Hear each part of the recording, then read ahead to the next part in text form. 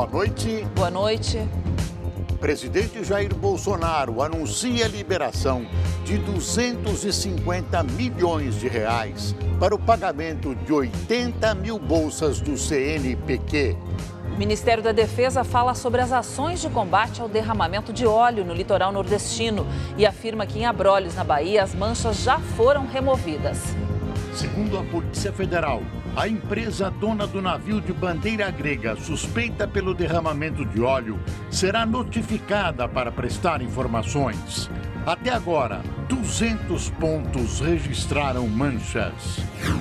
A alta do prefeito de São Paulo é adiada após exame que localizou um coágulo no coração. Bruno Covas trata um câncer no sistema digestivo.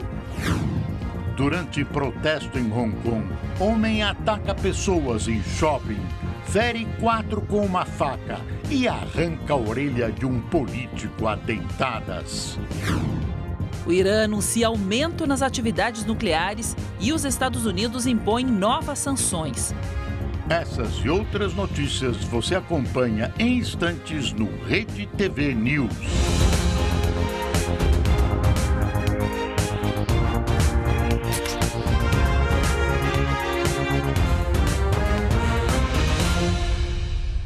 O governo federal liberou 250 milhões de reais para o pagamento até o final do ano das bolsas do Conselho Nacional de Desenvolvimento Científico e Tecnológico, o CNPq.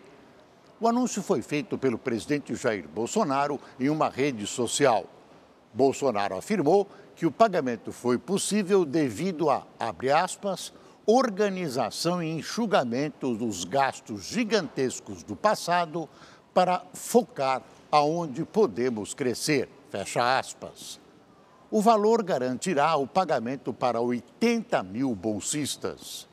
E o Ministério da Educação irá investir mais de 80 milhões de reais para levar a internet a cerca de 25 mil escolas públicas de todo o país. Com a medida, o MEC irá contemplar 56% das instituições públicas. Quase 12 milhões de estudantes serão beneficiados. Quase 4 milhões de estudantes participaram neste domingo do primeiro dia de prova do Exame Nacional do Ensino Médio, o Enem. Essa turma se prepara para o Enem desde o começo do ano, em tempo integral. No primeiro dia, as provas foram de linguagem, ciências humanas e redação. Para a Letícia, não foi fácil. Foi bem complicado, as questões estavam bem complexas, mas eu consegui utilizar o dia inteiro até o horário máximo da prova e eu acho que foi tudo bem. Na opinião deste diretor de cursinho, as questões foram bem elaboradas. Foi uma prova muito bem elaborada, tanto a prova de redação como a prova das áreas. No caso da redação, tanto a frase da proposta, a democratização do acesso ao cinema no Brasil, foi uma frase curta e que as palavras-chave estavam muito bem definidas. E os textos motivadores, foram 4 textos, ajudaram exatamente o candidato a não fugir do tema. Mas mesmo com toda a preparação em dia de Enem, o nervosismo e a ansiedade tomam conta. Até para mãe e filha, que estudaram juntas. Eu estou muito ansiosa, também muito nervosa. Há 20 anos que eu parei de estudar e agora eu quero retornar. Então, mas vai dar tudo certo, eu estudei. Não faltou quem prestasse solidariedade. Teve gente que levou música para descontrair os candidatos. Os portões fecharam 1h da tarde e a prova começou às 1h30. Os celulares e computadores provocaram confusão com o adiantamento de 1 hora, por causa do horário de verão que foi suspenso, mas nada que causasse danos aos candidatos. Dos mais de 5 milhões de inscritos, 23% faltaram, ou seja, 1.200.000 pessoas. 376 foram eliminados entre os quase 4 milhões presentes. A foto que vazou de uma página da prova pouco depois do início do exame não prejudicou os candidatos. No entanto, o ministro da Educação declarou que o suspeito vai responder na justiça. Um aplicador de prova, depois que a prova já tinha começado, a gente supõe que essa pessoa pegou a prova de ausentes e tirou foto da página da redação. E agora ele vai ter que responder na justiça, a gente vai pegar essa pessoa e vai atrás dela. E ele vai ter que responder pela ação, porque não houve dano nenhum. Ninguém foi lesado por isso. Mas houve a tentativa de macular, colocar em xeque questionamentos sobre o Enem. No próximo domingo, dia 10, acontece o segundo dia de prova, com os testes de matemática e ciências da natureza. Até lá, dá para estudar um pouco mais para melhorar o desempenho final. Vamos que vamos. Próximo dia aí, próximo final de semana, animado. Olha a manipulação ideológica da universidade. A Faculdade de Saúde Pública da USP anulou uma prova de seleção para um curso de especialização. Por quê? O motivo foi a denúncia da deputada Janaína Pascoal, do PSL, na Assembleia Legislativa Paulista, sobre manipulação ideológica em duas questões. Numa, o ex-presidente Lula é classificado, veja só, como preso político. Em outra, havia a afirmação de que o impeachment da ex-presidente Dilma foi um golpe de Estado. 42 homens morrem todos os dias no Brasil vítimas de câncer de próstata. O levantamento da Sociedade Brasileira de Urologia é um dos alertas do movimento Novembro Azul. A campanha chama atenção para a importância da prevenção e do diagnóstico precoce, que ajudam muito na chance de cura. Seu Dalton descobriu um tumor na próstata há pouco mais de um ano. O exame de sangue mostrou uma pequena alteração.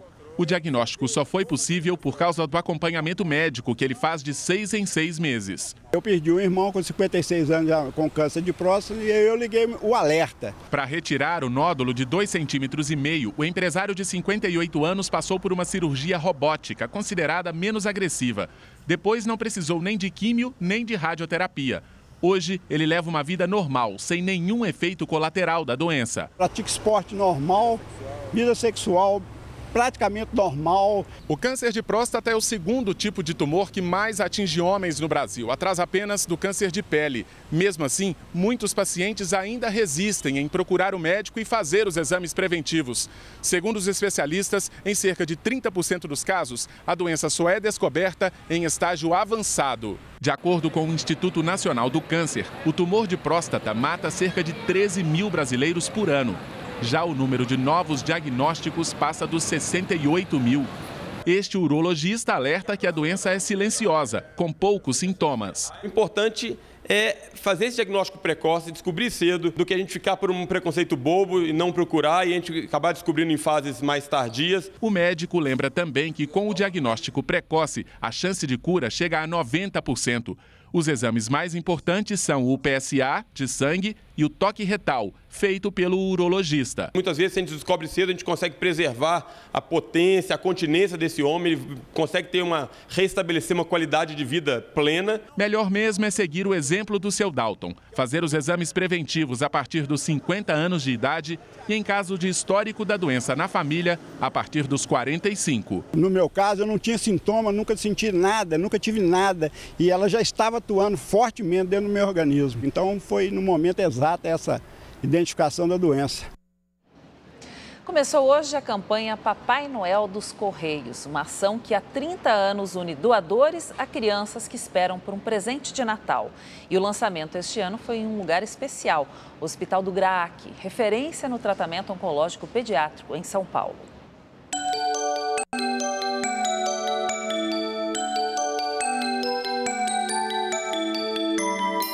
O dia começou bem agitado por aqui. A criançada até se produziu para receber a visita mais aguardada do ano. Pega o papel, escreve a cartinha, porque o papai e mamãe Noel já chegaram. Vai entregar para o Papai Noel? Vou entregar. Ela entrou na fila e entregou o pedido nas mãos dele. Tem 3 pedidos, mas é ou, é isso? É. Então tá bom. O casal do Polo Norte escolheu o Hospital do GRAAC, em São Paulo, para lançar a campanha Papai Noel dos Correios. Você mandou a carta pro Papai Noel? Sim. Você pediu o quê? Uma boneca que fala. eles terem escolhido o GRAAC, para a gente foi uma honra. E assim, e presente é bom, carinho é bom, tudo que eles precisam de carinho, né? Acho que foi um gesto de carinho, uma troca de afetos do GRAAC com o Correio, que vai dar super certo, porque quem vai ser beneficiado é a criança, é o nosso paciente. Crianças como o Ítalo, de 5 anos, que pediu uma piscina de presente de Natal. A mãe dele aproveitou e também fez um pedido. Muita saúde, Papai do Céu, muita saúde sempre. Porque a gente também sabe, né, as dificuldades, o aperto do coração, o que ele sofre, porque a gente também sofre muito. Mas quando o Papai do Céu põe a mão, a gente sabe que tá tudo certo. A campanha começou com funcionários dos Correios há 30 anos e se espalhou pelo país. As crianças escrevem, mas dependem de doações para receber os presentes. Para realizar o sonho de uma criança, o doador pode escolher uma cartinha e isso pode ser feito no site dos Correios. A campanha começa na próxima segunda-feira, dia 11, e vai até o dia 29 de novembro. A gente espera que cada ano que passe, tenhamos mais pessoas sensibilizadas ao nosso esforço, à nossa intenção maior de levar a alegria, levar a felicidade às crianças. E nesse clima, o Papai Noel anuncia. Tá chegando o Natal, faltam só 8 semanas, então, ho, ho, ho! Feliz Natal!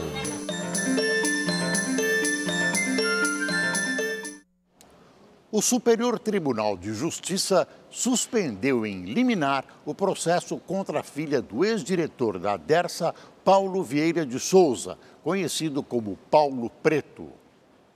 Tatiana Cremonini é acusada pelo Ministério Público Federal de peculato e formação de quadrilha. Os crimes teriam ocorrido durante as obras de construção do Rodoanel Sul, realizadas pelo governo de São Paulo.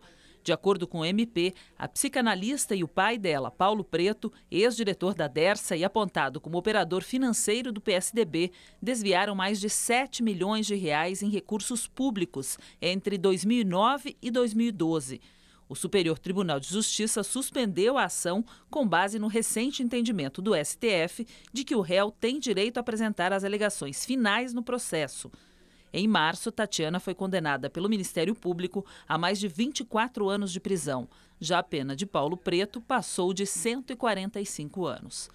O prefeito de São Paulo, Bruno Covas, diagnosticado com câncer no sistema digestivo, permanece internado no Hospital Sírio-Libanês, na capital paulista. Havia uma previsão dele receber alta hoje, mas um exame apresentou um novo coágulo perto do coração. A repórter Caroline Rosito tem as informações. O prefeito Bruno Covas realizou ontem um exame que detectou um coágulo no átrio direito. De acordo com um boletim médico, ele continuará internado para uma adequação da anticoagulação sem previsão de alta.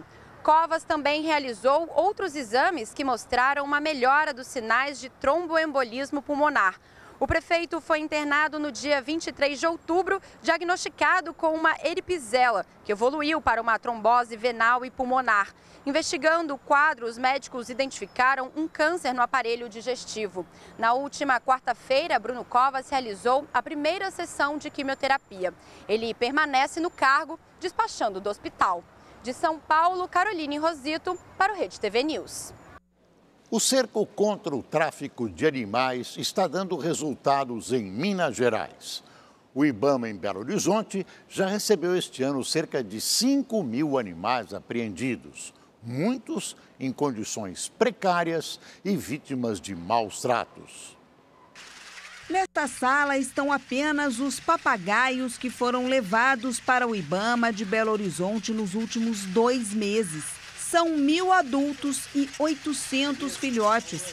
Para se ter uma ideia, no ano passado inteiro foram 200 apreensões. Eles se encontravam amontoados em caixas, né? Era mais ou menos 50 a 60 animais em cada caixa, uma caixa de pequeno porte, com alta umidade, em contato direto com fezes, ventilação inadequada. Um ambiente muito insalubre mesmo. Nas últimas semanas, a Polícia Rodoviária Federal fez 5 grandes apreensões de aves, todas feitas em operações na BR-040. 6 pessoas foram detidas com araras canindés, papagaios, entre outras espécies que movimentam um mercado clandestino e lucrativo.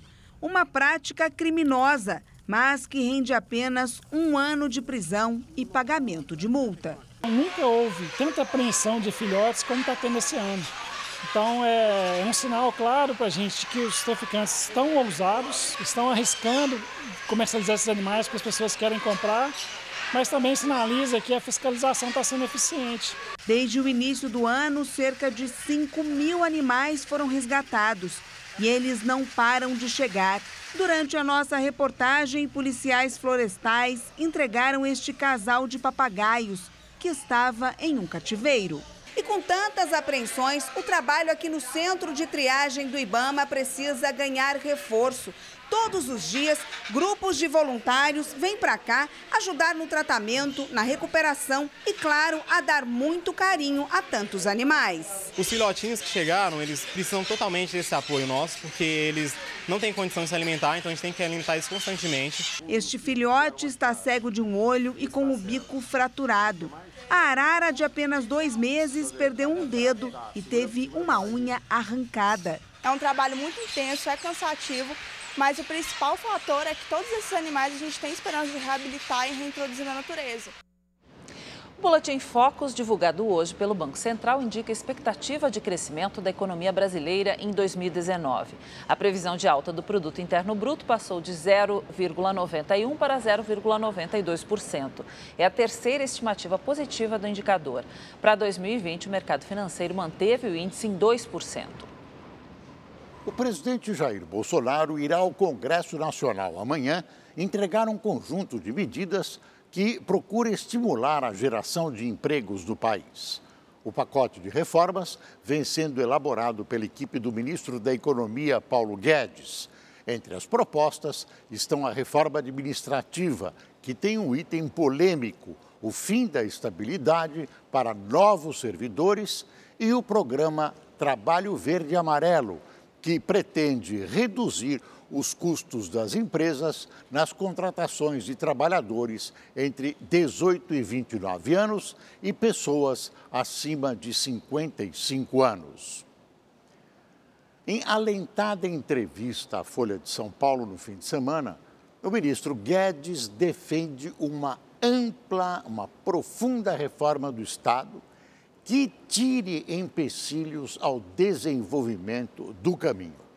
Parte dessas reformas serão entregues ao Congresso amanhã, numa solenidade com a presença de Bolsonaro, o que reforça a importância dos projetos.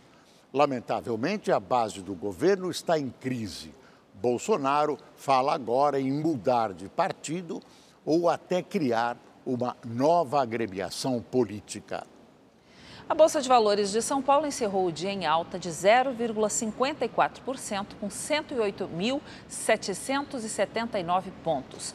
Durante o dia, a alta da Bolsa chegou aos 109 mil pontos, pela primeira vez. O otimismo dos investidores foi impulsionado pelo possível anúncio amanhã de novas medidas econômicas pelo governo federal. O dólar comercial também subiu 0,43%, cotado a R$ 4,01. Um dos líderes de uma organização criminosa que tentava fugir para a Bolívia foi preso em Rondônia.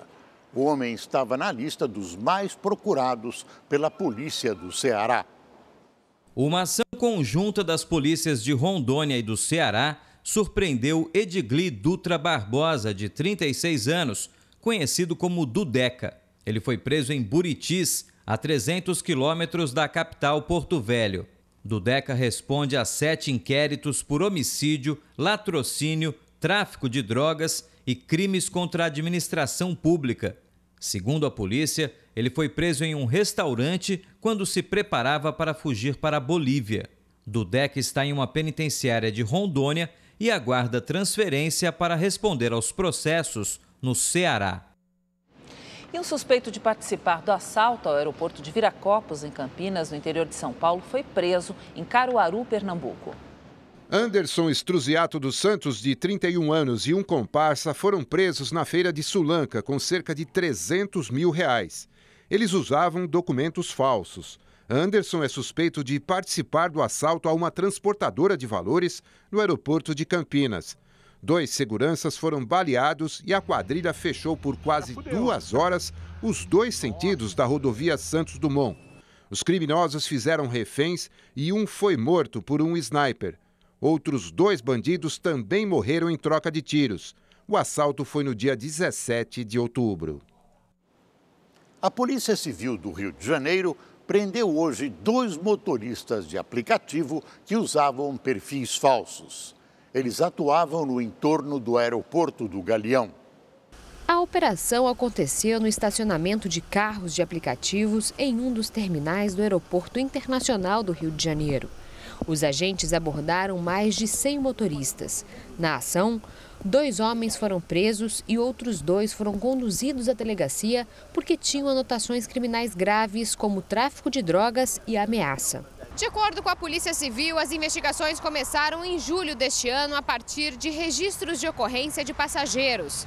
A ação de hoje teve como alvo motoristas que já foram banidos dos aplicativos por violar o Código de Ética e Conduta das plataformas, mas que voltaram a trabalhar utilizando documentos de outras pessoas. Nossa investigação, o principal fito dela é evitar que essas pessoas continuem circulando com perfis falsos e que haja o cometimento, que exista um crime mais grave, um crime de repente de homicídio, um crime de estupro, um crime de sequestro, uma extorsão mediante sequestro, e aí fique muito difícil a gente elucidar, a Polícia Civil chegar nessas pessoas. Os motoristas presos vão responder por falsidade ideológica. A pena é de 1 a 3 anos de prisão.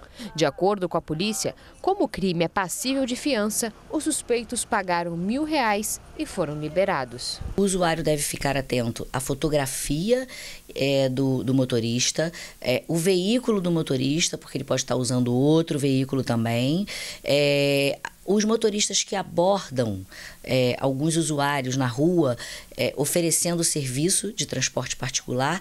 Na verdade, o aplicativo está aí para isso. O aplicativo é uma forma de segurança do usuário desse serviço. As manchas de óleo que haviam atingido o arquipélago de Abrolhos, no sul da Bahia, no último sábado, já foram removidas, segundo a Marinha. Hoje, o Ministério da Defesa fez um balanço das ações de combate às manchas de óleo até agora. O titular da Defesa, Fernando Azevedo, abriu rapidamente o balanço e foi econômico nas palavras após ser questionado por que o presidente Jair Bolsonaro declarou que o pior ainda estaria por vir. É uma situação inédita. Isso aí, esse desastre nunca aconteceu no Brasil aqui, né? Até no mundo. Nesse domingo, Azevedo sobrevoou a região de Abrolhos, no sul da Bahia, atingida pelo óleo no fim de semana. Segundo Leonardo Puntel, almirante da Marinha e coordenador da operação, os resíduos no local já foram removidos. O óleo que chegou no Abrolhos foi muito pequeno, como foi mostrado na fotografia. Chegou no dia 2, no dia 3, efetivamente só apenas alguns fragmentos do dia 2 e hoje, no dia 4, não tem fragmentos. Pode ser que vá ter fragmentos em alguns dias? Talvez sim. Se voltar para Abrolhos, nós estaremos atentos. O foco agora está na investigação. Segundo a Polícia Federal, a empresa dona do navio de bandeira grega, apontado como possível responsável pelo derramamento de óleo, será notificada via Interpol para prestar informações sobre o ocorrido. Por enquanto, a proprietária é tratada como suspeita. Indiciamento é quando a gente tiver prova de materialidade e indício de autoria. Então, a gente não chegou nesse momento. Tá? É o que eu estou falando, ainda é suspeitas. Pela parte da Polícia Federal, a notificação está sendo via Interpol. Outros países por onde a embarcação também passou foram solicitados a colaborar. De acordo com o rastreamento feito pela Polícia Federal, o navio atracou no terminal de São José, na Venezuela, em 15 de julho e foi carregado de petróleo durante 3 dias. Entre os dias 28 e 29, ele teria passado a cerca de 733 quilômetros do estado da Paraíba, onde imagens de satélite detectaram derramamento de óleo. Os últimos registros apontam que o navio aportou na cidade do Cabo, na África do Sul, e depois seguiu em direção ao Cabo da Boa Esperança, com destino final em Singapura, na Ásia. Segundo a operação, mais de 90 amostras de óleo já foram analisadas e os resultados mostram que a origem do material colhido é a mesma, a Venezuela.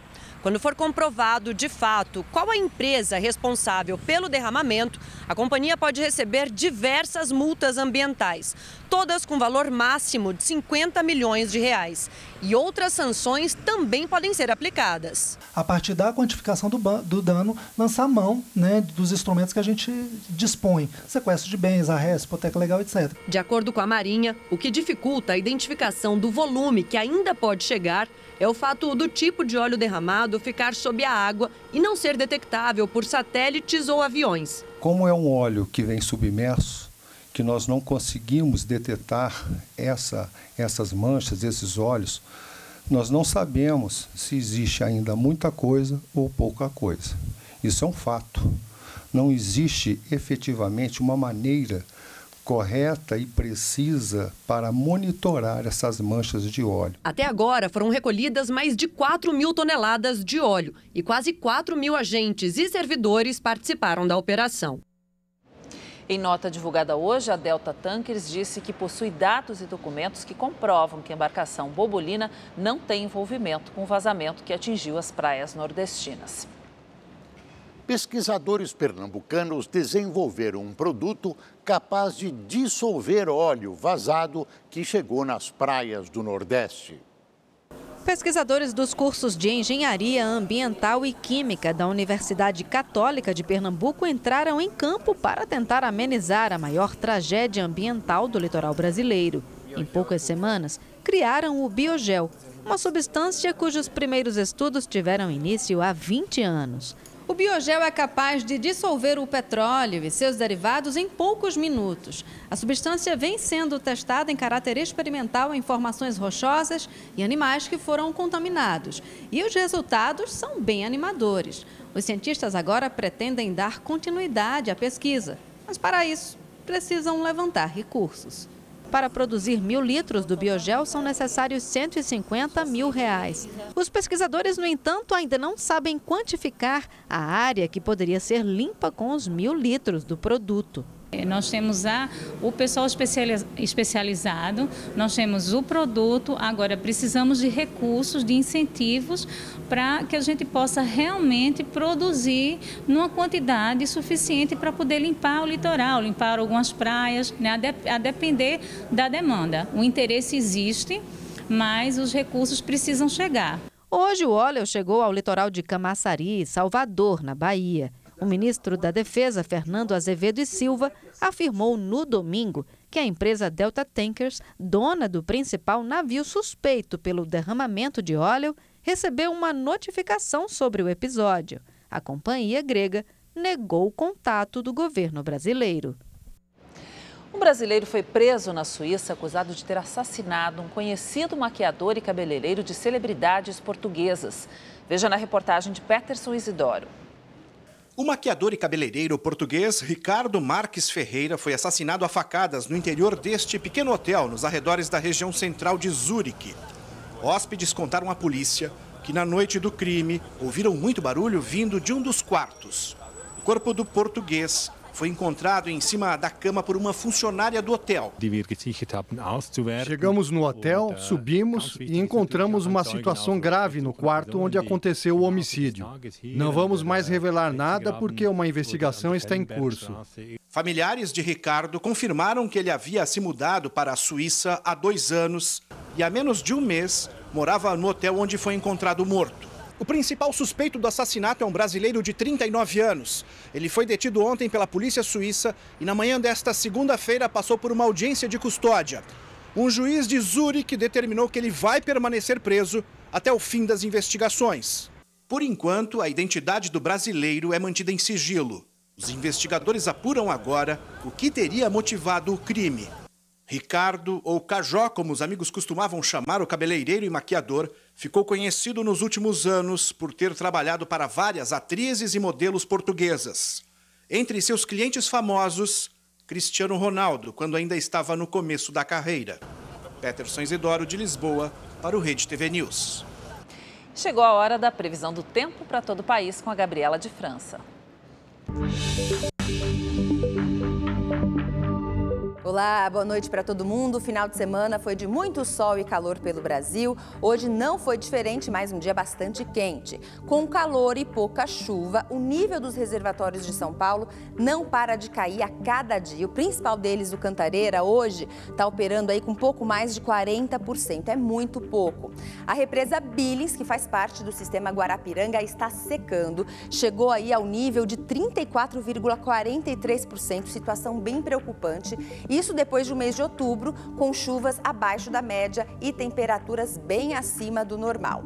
A boa notícia é que amanhã tem previsão de pancadas de chuva aí mais fortes, sobre o estado de São Paulo. Nas outras áreas do Sudeste, essa chuva ainda aparece de fraca intensidade. Na capital paulista, amanhã ainda vai ser mais um dia aí de bastante sol, calorão de 34 graus e a chuva engrossa, ela aparece aí entre a tarde e a noite e vai ficar com ar mais fresquinho a partir de quarta-feira, máxima de 26, 27 graus na quinta.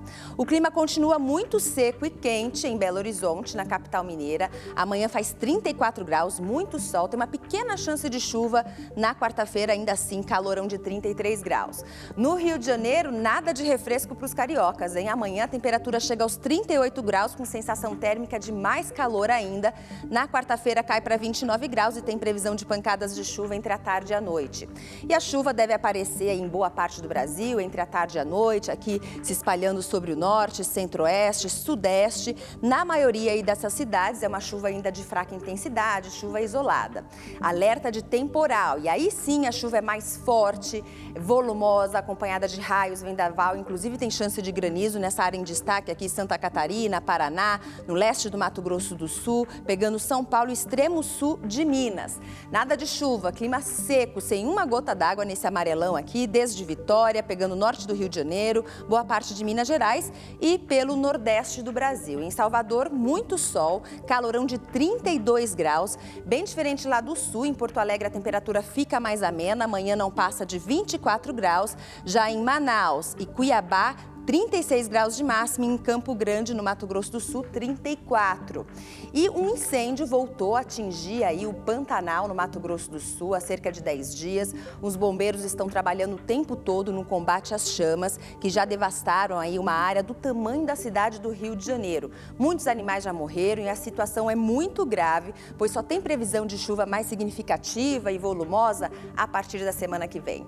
A gente vai acompanhando e te informando aqui no Rede TV News. Eu fico por aqui, uma ótima noite para você. Até amanhã. Tchau, tchau. Bombeiros encontraram ontem partes do corpo de mais uma vítima da tragédia da Vale, em Brumadinho. Ainda não foi possível identificar o sexo. Os restos mortais estavam perto do refeitório da Vale. Peritos do Instituto Médico Legal de Belo Horizonte vão definir se a identidade pode ser comprovada por exames da arcada dentária ou DNA. O rompimento da barragem da mina do Córrego do Feijão foi em 25 de janeiro deste ano. 252 corpos foram encontrados e identificados até agora. 18 pessoas seguem desaparecidas. O presidente dos Estados Unidos, Donald Trump, ameaçou cortar a verba federal destinada a combater os incêndios na Califórnia. As chamas já destruíram mais de 400 quilômetros quadrados. Os detalhes com o correspondente em Los Angeles, Fábio Borges. O presidente americano culpou o governador da Califórnia, o democrata Gavin Newsom, do partido de oposição, de ser o responsável pelos incêndios florestais que atingem o estado.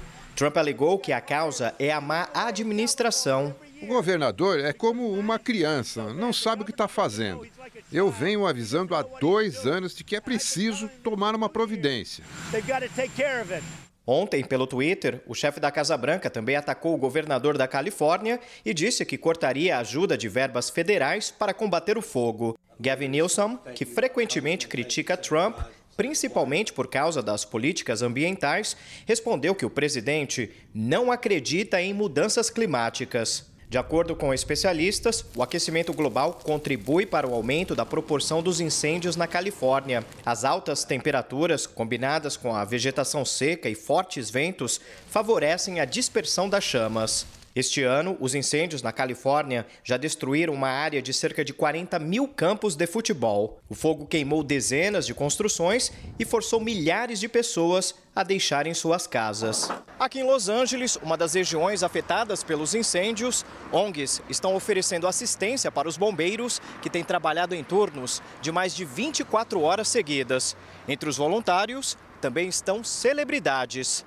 O vencedor do Oscar, Matthew McConaughey, ajudou a cozinhar e distribuir 800 refeições para os bombeiros de Los Angeles.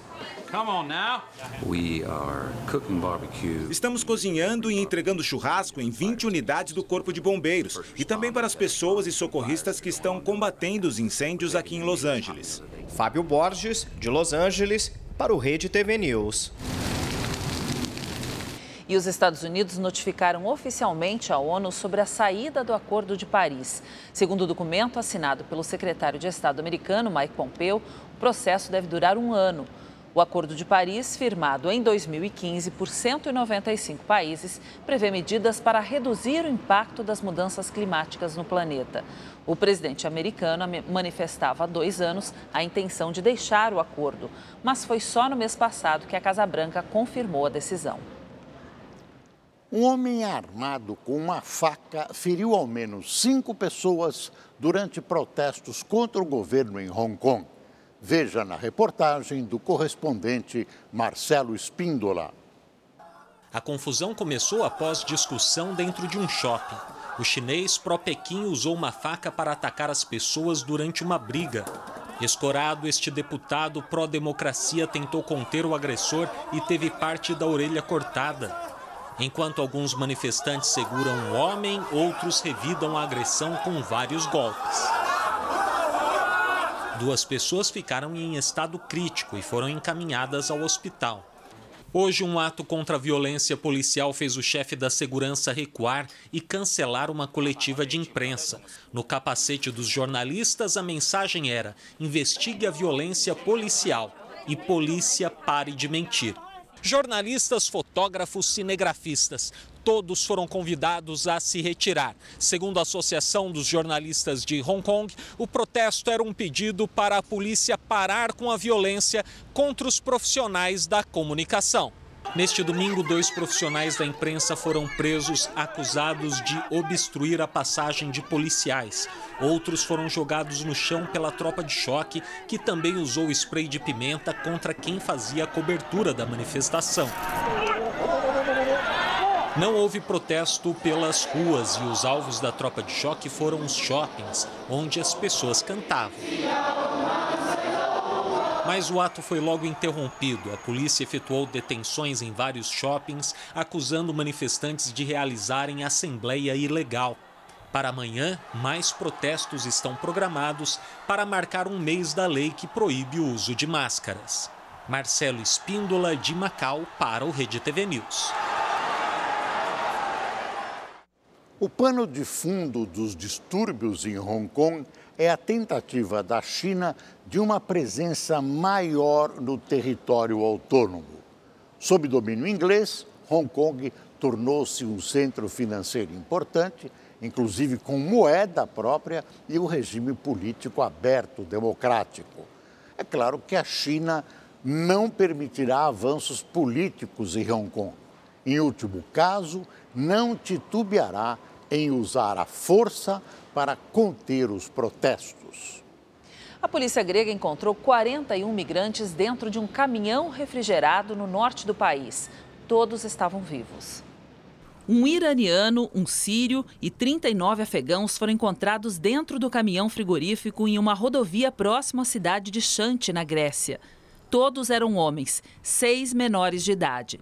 Segundo autoridades, o sistema de refrigeração do caminhão estava desligado, mas 8 pessoas foram encaminhadas ao hospital com problemas respiratórios. O motorista, um georgiano de 40 anos, foi preso por suspeita de tráfico humano. O caminhão possuía placas com registro da Bulgária. No mês passado, um outro caso semelhante chocou o mundo. 39 corpos, possivelmente de migrantes vietnamitas, foram encontrados em um caminhão frigorífico na Inglaterra. Hoje, a polícia do Vietnã anunciou a prisão de mais 8 suspeitos de envolvimento no caso. O Irã anuncia violações do acordo nuclear e os Estados Unidos impõem novas sanções. Veja na reportagem do correspondente da Rede TV em Paris, Luciano Júnior. Ali Akbar Salehi é vice-presidente do Irã e chefe da Agência de Energia Atômica do país. Em uma das usinas nucleares iranianas, a de Natanz, ele fez uma demonstração de alguns dos 30 novos modelos de centrífugas nucleares instalados no local. O modelo é vetado pelo acordo com a comunidade internacional, que buscou assegurar que o programa de energia atômica seja pacífico. Depois, em rede nacional, anunciou que, com as novas técnicas, o Irã acelerou a produção de urânio enriquecido. Com isso, passou a produzir a uma taxa superior ao limite previsto.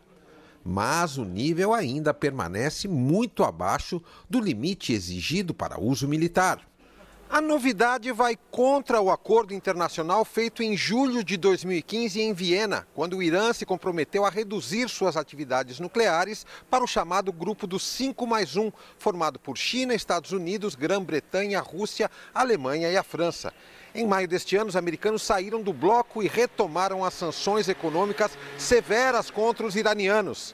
Esta teria sido a gota d'água para o Irã descumprir o acerto e aumentar o clima de tensão entre os países. Depois do anúncio das novas centrífugas, os Estados Unidos anunciaram novas sanções contra Teherã. A União Europeia se mostrou preocupada com a situação e, por meio da porta-voz, Maya Kostiancic, pediu para que o Irã volte a cumprir o acordo nuclear. O polêmico anúncio acontece em uma data emblemática para iranianos e norte-americanos.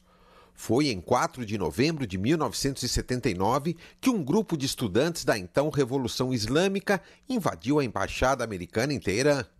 O grupo queria que o Shah Reza Pahlavi, deposto em janeiro e vivendo nos Estados Unidos, fosse extraditado e julgado na capital iraniana. 52 funcionários da embaixada foram feitos reféns durante 444 dias. Desde então, o relacionamento entre os dois países sempre beirou a hostilidade. Milhares de pessoas foram às ruas do país hoje para lembrar o caso. Em Teherã, as pessoas se concentraram diante do prédio onde tudo aconteceu, no centro da cidade.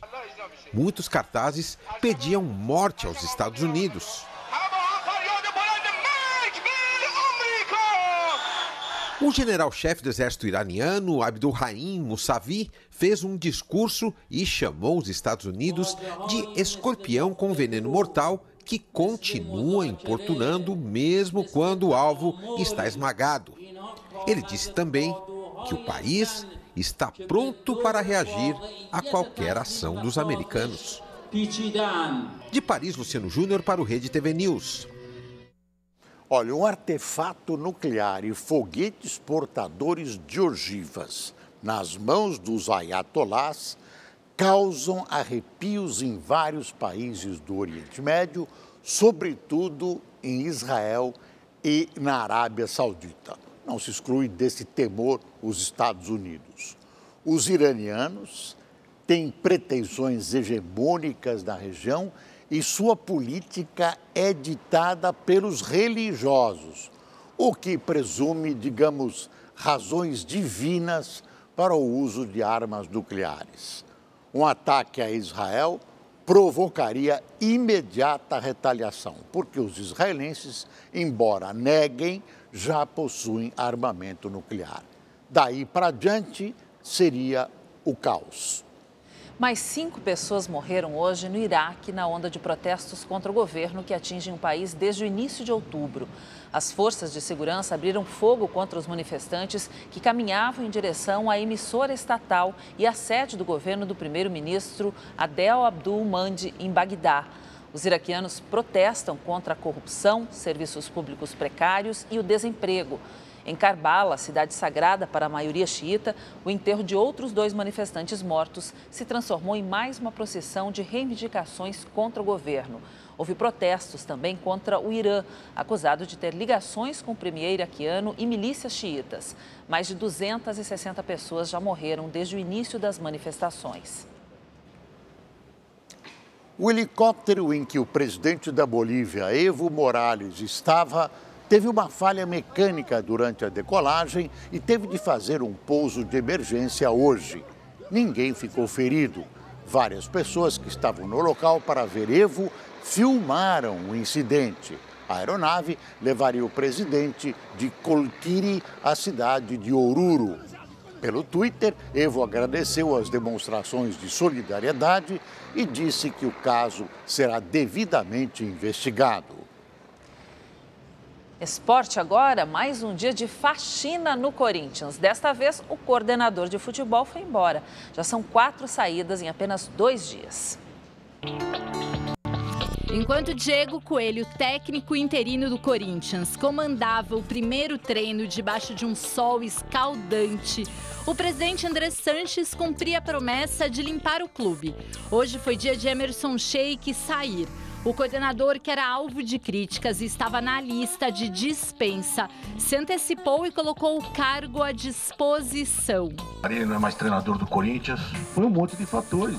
Muitas coisas que vocês falaram aqui, outras que, felizmente, vocês não sabem que é internamente, mas teve vários motivos para chegar nesse ponto, infelizmente. Nas 2 passagens, comandou o time em 183 jogos. Foram 86 vitórias, 56 empates, 41 derrotas e 4 títulos. Um Brasileirão e 3 campeonatos paulistas. Desde que a saída de Fábio Carille foi anunciada oficialmente, vários nomes foram especulados para a vaga. Entre eles o Silvinho, que treinava o Lyon, e também o Thiago Nunes, atual técnico do Atlético Paranaense, que é o nome mais cotado por aqui. Logo depois da queda de Carille, o treinador já deixou no ar que tem chances de sair do time paranaense. Espero o Atlético até a próxima semana. Caso contrário, vou ouvir outros clubes, né? Mas isso, como já falei anteriormente, eu vou cumprir meu contrato com o Atlético até o dia 8 de dezembro. Thiago Nunes faz parte de um seleto grupo de treinadores que mantém seus empregos desde o início do ano. Apenas mais 2 possuem esse privilégio, Renato Gaúcho e Sampaoli. Enquanto tenta juntar os cacos, a ordem aos jogadores é conseguir uma vaga para a Libertadores do ano que vem. Resta saber se eles vão cumprir a missão. E o Rede TV News fica por aqui. Uma boa noite para você. Boa noite, até amanhã.